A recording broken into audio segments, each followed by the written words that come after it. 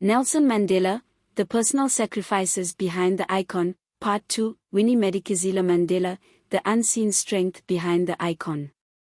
This video could explore Mandela's life beyond his public role, delving into the personal sacrifices he made for the anti-apartheid movement.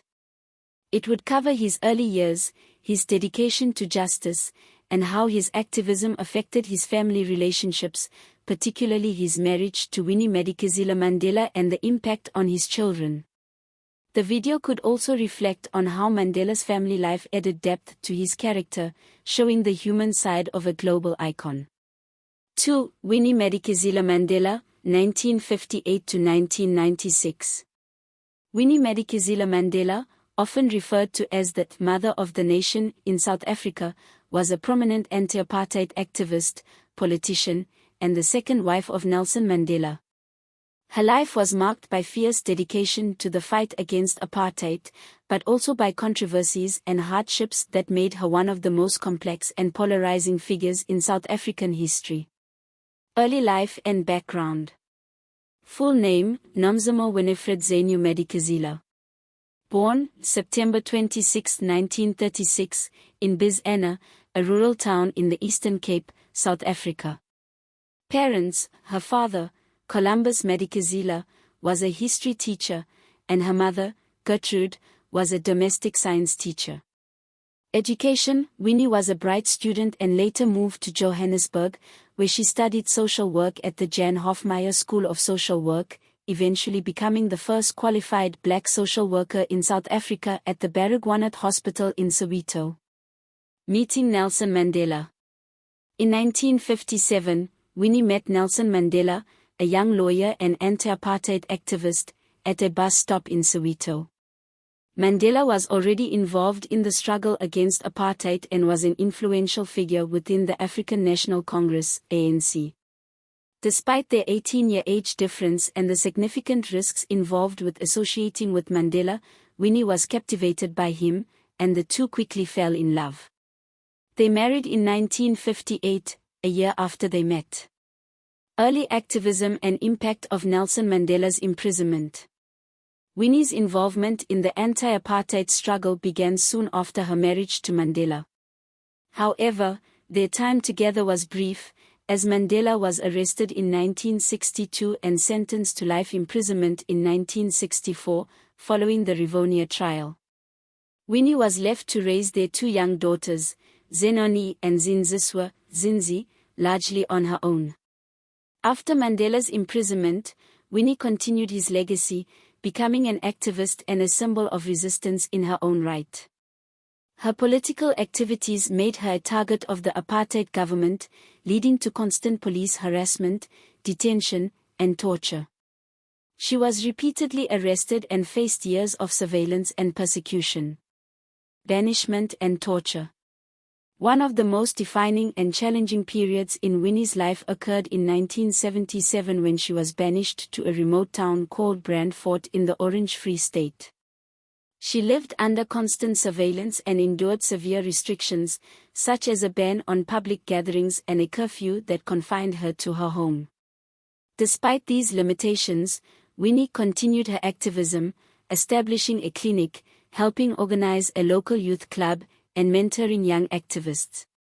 Winnie was detained numerous times, often facing solitary confinement and psychological torture. During her most notorious detention in 1969, she spent 491 days in solitary confinement and suffered inhumane treatment. These experiences strengthened her resolve, but they also left lasting emotional scars. Rise as a political leader and the Mandela United Football Club. During the 1980s, as resistance against apartheid grew, Winnie emerged as a leading figure within the anti-apartheid movement.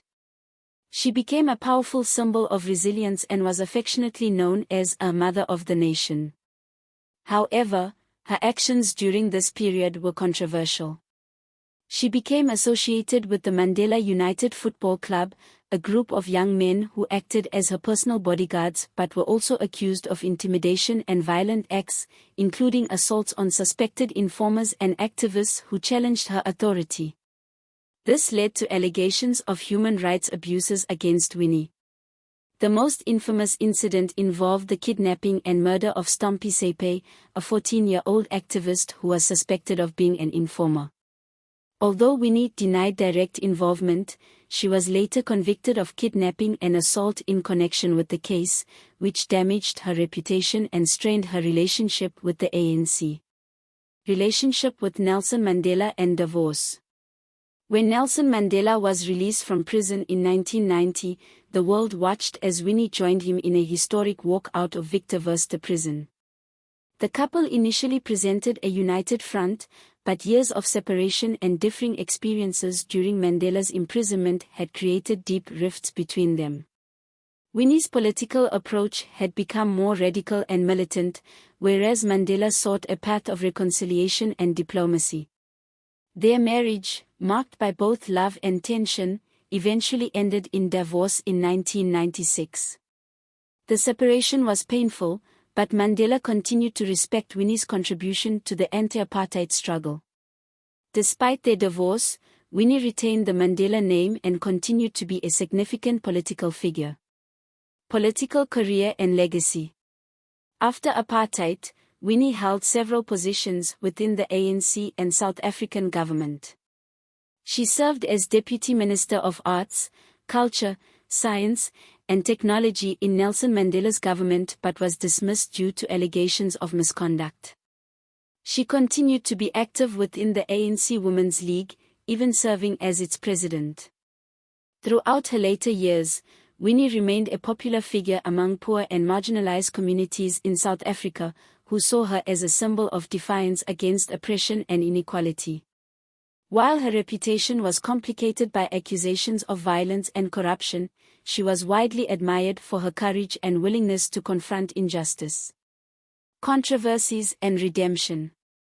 Winnie Madikizela-Mandela's legacy is complex. She was revered by many as a hero, yet her role in human rights abuses remains a stain on her legacy. The Truth and Reconciliation Commission, TRC, led by Archbishop Desmond Tutu, found her complicit in gross violations of human rights, including torture and murder.